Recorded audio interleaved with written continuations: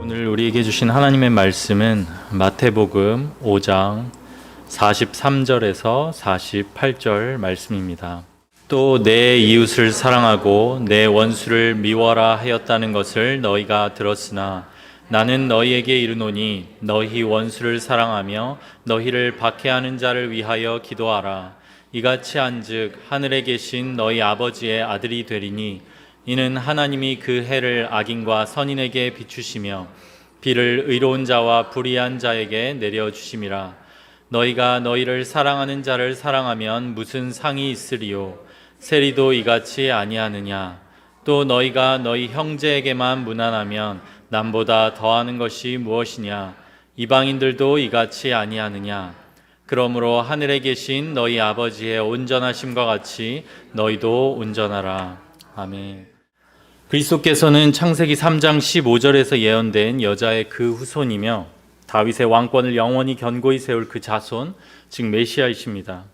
그분은 영원한 왕이요 대제사장이시며 선지자이십니다. 따라서 예수님께서는 영원한 왕으로서 혈통적으로 다윗의 후손에서 나셨고 영원한 대제사장으로서 자기 몸으로 십자가에서 영원한 희생 제사를 드리셨으며 참 선지자로서 친히 마지막 계시가 되시고 그분의 말씀으로 이전에 계시인 율법을 완전하게 하셨습니다. 오늘 본문 말씀도 이 율법을 완전하게 하시는 참 선지자로서의 그리스도의 사역을 보여줍니다.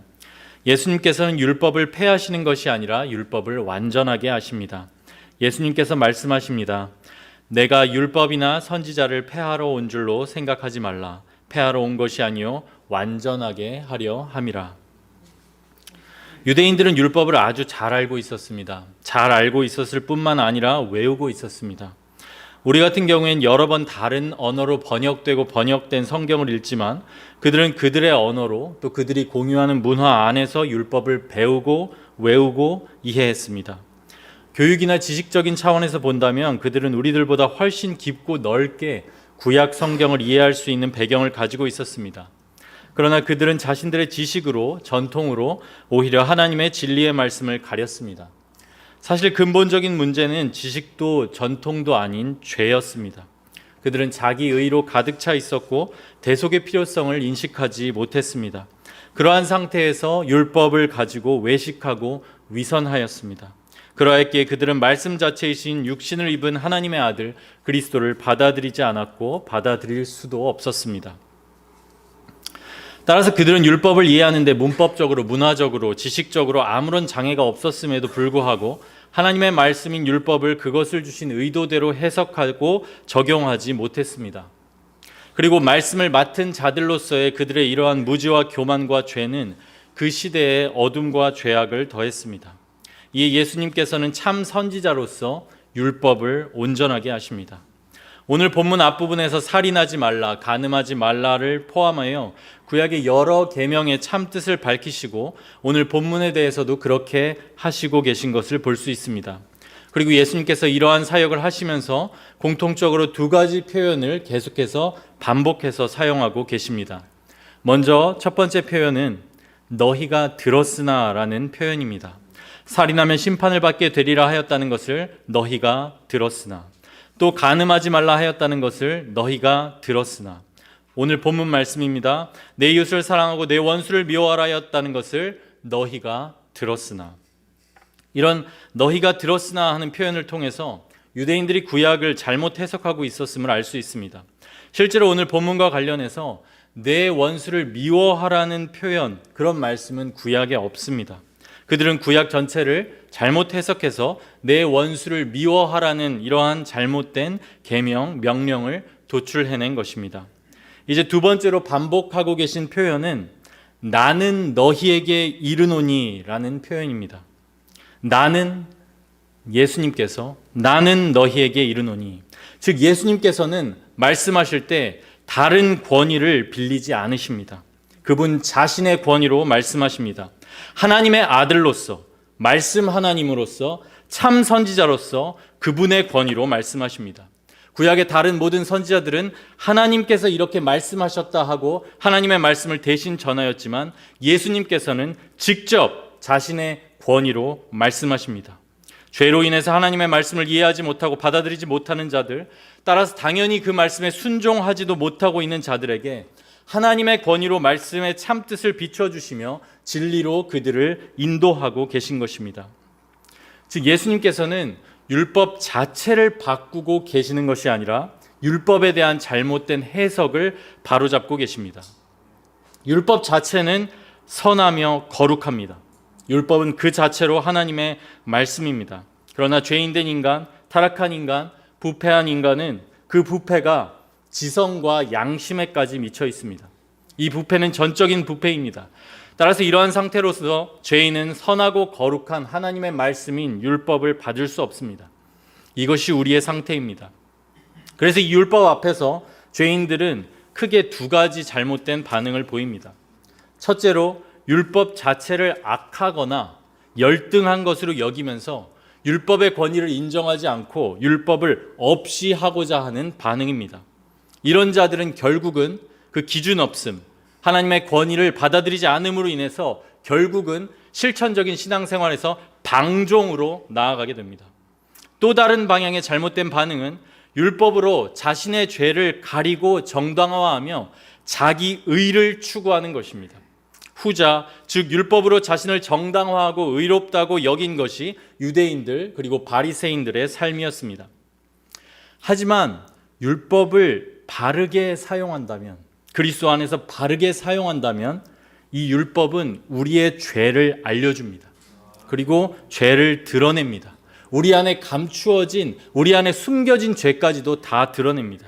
그리고 이를 통해서 우리를 그리스도께로 인도합니다. 더 나아가 그리스도 안에 있는 신자들에게는 이 율법을 통해서 우리가 거룩을 향하게 하며 또 하나님을 지극히 사랑하면서도 두려워하는 경외로 우리를 인도하며 또 하나님의 공의하시고 자비하시면서도 거룩하고 엄위하신 그 성품을 알게 되면서 그 성품 안에서 자라나게 합니다. 또 율법이라는 하나님의 권위로 금지하는 명령이 있기 때문에 죄를 멀리하고 죄를 피하게 되고 죄를 짓지 않도록 하는 방향으로 신자를 이끕니다. 그러나 유대인들, 바리새인들은 율법을 자신의 죄를 정당화하는 도구로 사용했습니다. 특별히 오늘 본문 말씀과 관련해서 생각해 본다면 그들은 율법을 통해 자신들의 원수에 대한 미움을 정당화했습니다. 거룩하신 하나님 앞에서 자신들을 비추어 보는 도구로 율법을 사용한 것이 아니라 오히려 내 죄를 감추고 내 죄를 정당화하고 더 나아가 원수를 미워하는 자신을 참으로 의롭다 하는 그렇게 여기는 도구로 율법을 사용했습니다. 하나님께서 주신 정반대의 의도로 용도로 율법을 사용하는 모습입니다. 그 결과는 원수 사랑이 아니라 원수를 향한 미움이었습니다. 우리들도 부패한 마음을 가진 죄인들로서 방종으로 나아가고 있지는 않은지, 하나님의 거룩한 말씀을 무시하고 그것이 나의 죄를 드러내줄 때 회개하지 않고 방종으로 나아가고 있지는 않은지, 또는 자기 의와 원수를 향한 미움, 율법을 통해서 자기 의를 추구하고 내가 옳다고 생각하고 다른 사람을 정죄하고 판단하고 그 미워하는 마음조차 정당화하는 도구로 사용하고 있지 않은지 늘 돌아보아야 합니다. 예수님께서는 참 선지자로서 이 잘못된 해석과 부패한 마음을 지적하시고 예수님의 권위로 더욱 선명하고 확실하게 명령하십니다. 나는 너희에게 이르노니 너희 원수를 사랑하며 너희를 박해하는 자를 위하여 기도하라. 그리고 원수를 사랑하는 이 삶의 근거로 하나님 아버지의 성품을 들고 있습니다. 본문 45절입니다. 이같이 한즉 원수를 사랑하며 너희를 박해하는 자를 위하여 기도한즉 하늘에 계신 너희 아버지의 아들이 되리니 이는 하나님이 그 해를 악인에게 선인에게 비추시며 비를 의로운 자와 불의한 자에게 내려 주심이라. 지금 여기서 말씀하고 있는 하나님의 성품, 해를 악인과 선인에게, 비를 의인과 불의한 자에게 다 주시는 이 하나님의 성품은 바로 오래 참으심입니다. 공평이나 공의의 관점에서 본다면 악인들, 불의한 자들, 죄 지은 자들, 회개하지 않는 자들은 당장의 심판과 멸망을 받아야 마땅합니다. 또한 주를 믿는 신자들조차 이 주님의 오래 참으심이 없다면 너무나 심한 징계를 항상 받게 되면서 견디기 어려울 것입니다. 그러나 우리 하나님 아버지는 오래 참으시는 분입니다. 하나님께서 모세에게 자신을 이렇게 계시하십니다. 여호와라 여호와라, 자비롭고 은혜롭고 노하기를 더디하고 인자와 진실이 많은 하나님이라. 이 계시를 언제 주셨는지 아십니까? 이스라엘 백성이 놀라운 출애굽 이후에 얼마 지나지 않아 타락하여 금송아지를 숭배해서 첫 번째 십계명 돌판이 깨지고 이제 두 번째 십계명 돌판을 주시면서 계시하시는 하나님의 성품입니다. 이것이 하나님 백성들을 향한 하나님의 오래 참으심을 보여줍니다. 또한 선지자 요나가 하나님의 성품을 이렇게 전합니다. 주께서는 은혜로우시며 자비로우시며 노하기를 더디하시며 인애가 크시사 뜻을 돌이켜 재앙을 내리지 아니하시는 하나님이신 줄을 내가 알았음이니이다. 요나는 북이스라엘의 큰 대적인 아수르의 수도 니느웨로 가서 복음을 전하라는 명령을 받았습니다. 은혜롭고 자비로우시며 노하기를 더디하시는 하나님께서는 택한 백성인 이스라엘뿐만이 아니라 이스라엘의 원수인 아수르에 대해서까지도 오래 참으시며 노하기를 더디하십니다. 택한 백성인 이스라엘의 원수들에게까지도 회개의 기회를 주시며 오래 참으시는 분이십니다. 하나님께서 왜 그렇게 하시는 것입니까? 왜 죄로 가득 찬 세상에 대해서, 죄인들에 대해서 오래 참으십니까? 베드로 사도가 이에 대해서 말씀합니다. 오직 주께서는 너희를 대하여 오래 참으사 아무도 멸망하지 아니하고 다 회개하기에 이르기를 원하시느니라. 이것이 하나님의 오래 참으심입니다. 하나님은 아무도 멸망당하지 않고 회개하고 구원에 이르기를 바라십니다. 하나님을 여러분들도 만나셨을 것입니다. 하나님을 진정 아신다고 하신다면 이 하나님의 오래 참으심을 경험하지 못하신 분이 한 분이라도 있으실까요? 이 자리에 오기까지, 믿음의 여정 가운데 여기까지 오시기까지 하나님께서 우리를 정말로 오래 참아주시지 않으셨습니까? 사실 수없이 멸망받아 마땅한 우리들이었는데 또 기회를 주시고 또 용서해 주시고 참아주시고 죄를 가려주시고 수치를 덮어주시고 우리가 잘한 것이 하나도 없어도 큰 죄를 짓고 잘못했어도 회개의 자리로 이끄시고 돌아오기만 하면 다시 힘주시고 위로하시고 격려하시면서 여기까지 오도록 인도해 주시지 않으셨습니까? 하나님께서 얼마나 우리를 오래 참아주셨는지. 사랑하는 여러분, 70번씩 7번이라도 용서하라는 예수님의 말씀이 과하다고 생각하시나요? 물론 죄인된 우리들이 순종하기 쉽지 않은 말씀인 것은 당연한 사실입니다. 그러나 한편 내가 예수님께 받은 그 용서를 생각하면 사실 과한 말씀이 아니라는 고백을 하게 될 것입니다. 주님께서 우리를 한없이 용서하시고 오랫동안 기다리셨습니다. 바울은 고린도전서 13장에서 사랑의 속성에 대해서 말씀합니다. 그리고 가장 먼저 나오는 사랑의 속성도 이 오래 참음입니다. 사랑은 오래 참고 온유하며, 이 오래 참는 사랑, 우리를 향한, 이 세상을 향한 하나님의 사랑입니다. 이 사랑을 알기에 이 오래 참으심을 내가 먼저 하나님 아버지로부터 받았기에 우리의 원수를 사랑할 마음이 생기는 것이고 어려워도 사랑해 보려고 하는 마음을 가지게 되는 것입니다. 이제 성도가 신앙의 여정 가운데 경험하게 되는 하나님의 오래 참으심과 한없는 용서, 그것이 성도에게 있어서 원수 사랑의 이 내적인 동기라면 이제 예수님께서는 원수 사랑의 외적인 동기, 바깥에서 주어지는 동기에 대해서 말씀하십니다. 그것은 하나님 아버지의 평가와 상입니다. 본문 마태복음 5장 46절 47절을 함께 한번 읽어보도록 하겠습니다. 마태복음 5장 46절 47절 말씀입니다. 너희가 너희를 사랑하는 자를 사랑하면 무슨 상이 있으리요? 세리도 이같이 아니하느냐? 또 너희가 너희 형제에게만 무난하면 더하는 것이 무엇이냐? 이방인들도 이같이 아니하느냐? 예수님께서 말씀하십니다. 너희가 너희를 사랑하는 자를 사랑하면 무슨 상이 있으리요? 상이 있다는 것입니까? 없다는 것입니까? 상이 없다는 것입니다. 그러한 사랑은 지금 세리를 예수님께서 들고 계시는데요. 그 당시에 윤리적으로 타락했다고 여겨지는 대명사인 세리들도 그렇게 한다는 것입니다. 나를 사랑하는 사람을 내가 사랑하는 거 너희들이 그렇게 타락했다고 여기는 세리들도 그렇게 한다. 또 세리들은 여러분들이 잘 아시는 것 같이 그 당시에 이익에 따라 움직이는 자를 어떤 상징하는 대명사였습니다.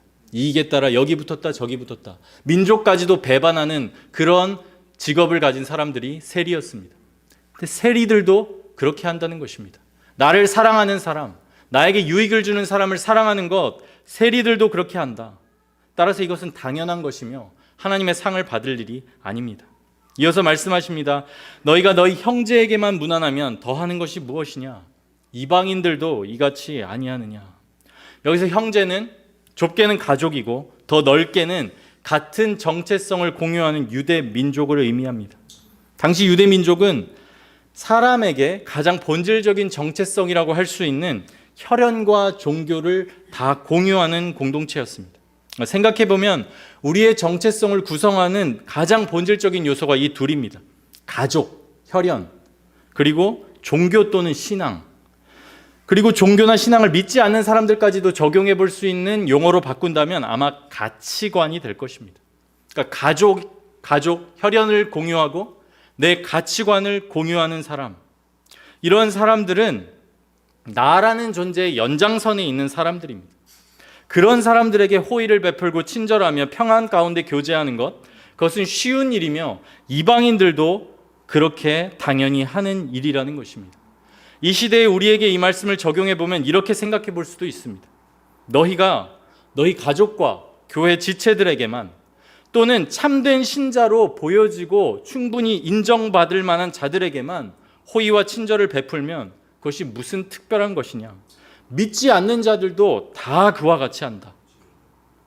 그리고 예수님께서 당연히 내가 사랑할 수 있는 사람을 사랑하는 것, 나와 정체성을 공유하고 나에게 호의를 베풀며 내가 편안한 사람들을 사랑하는 것, 그것에 대해서 상이 없다고 말씀하십니다. 사랑하는 여러분, 그리스도 앞에서 우리의 삶을 정산할 날이 옵니다. 물론 그리스도를 믿는다면 우리의 모든 죄는 용서를 받을 것입니다. 우리는 오직 그분의 은혜와 오래 참으심 때문에 구원을 받을 것입니다. 하지만 한편 공의하시며 마음 중심을 꿰뚫어 보시고 한치의 치우침 없이 인간 재판장과는 달리 모든 것을 정확히 알고 판단하실 그분 앞에서 그분께 우리가 드릴 수 있는 순간이 있었는지, 그분께 드릴 만한 순종과 선행이 있었는지 판단을 받게 될 것입니다. 그리고 그리스도께서 받으실 만한 순간들, 그 순종들에 대해서는 상을 받을 것입니다. 물론 그 선행과 순종마저도 모두 주님의 은혜 때문에 가능한 것들이었겠지만 주님께서는 그 행위를 칭찬하시며 상을 주실 것입니다. 그리고 오늘 말씀에 따를 때 하나님의 오래 참으심을 그리스도 안에서 알고 믿게 되어서 일평생 경험하게 되어서 그 은혜 때문에 주님을 위해서 내가 마음에 들지 않는 사람들, 나를 미워했던 사람들, 나에게 상처 주었던 사람들, 그 원수들을 사랑한다면 그것은 상을 놓치지 않는 순종이 될 것입니다. 그리고 이러한 삶을 지향하고 주님 앞에서 살아가길 원하는 신자들에게 주어지는 복이 있으니 그것은 그리스도의 장성한 분량까지 자라나게 되는 것입니다. 본문 48절 말씀입니다.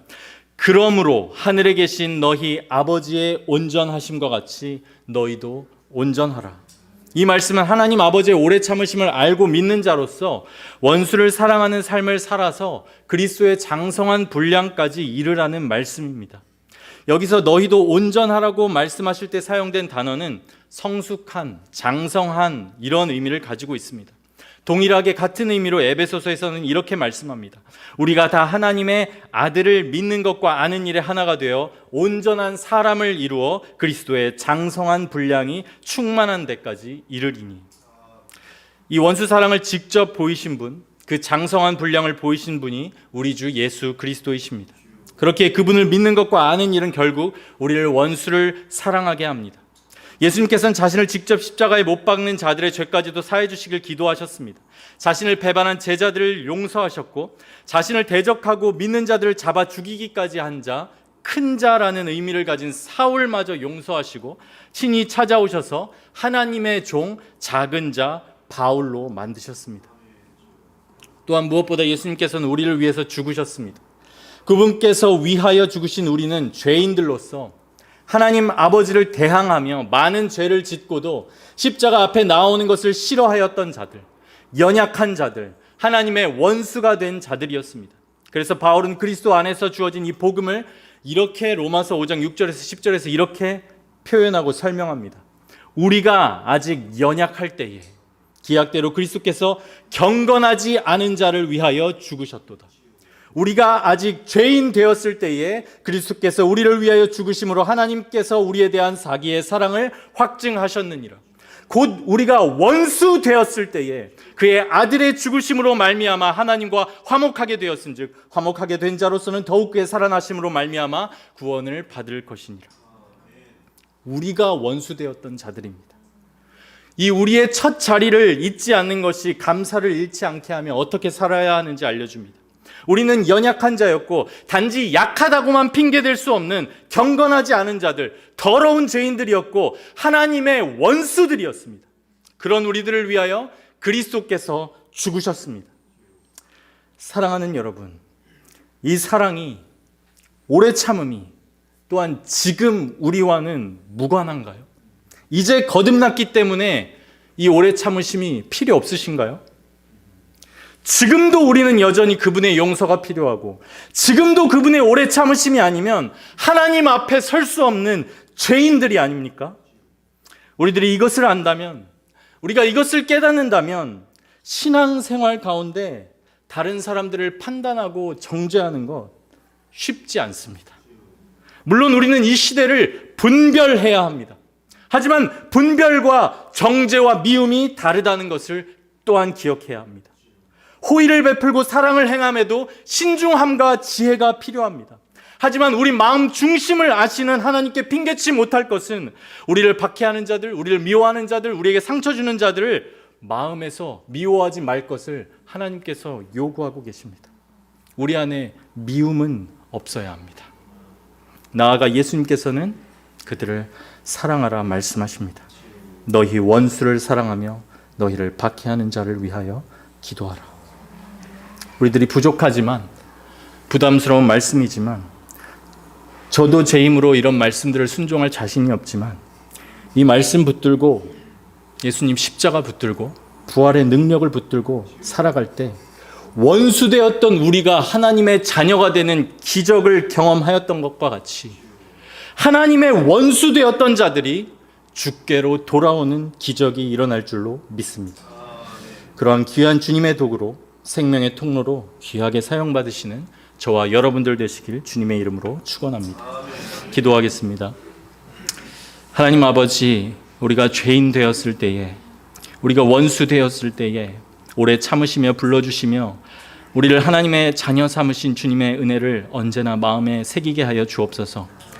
그 사랑 기억하면서 그 사랑 날마다 경험하면서 이 땅에서 살아갈 때에, 관계 가운데 어려움을 만날 때에, 미워하는 마음이 생길 때에 주님 십자가 붙들고 자기를 부인하며 부활하신 그리스도께서 보내시는 성령을 의지하여 사랑으로 감사로 나아가는 우리들 모두가 되게 하여 주옵소서. 감사드리며 우리 주 예수 그리스도의 이름으로 기도드렸습니다. 아멘.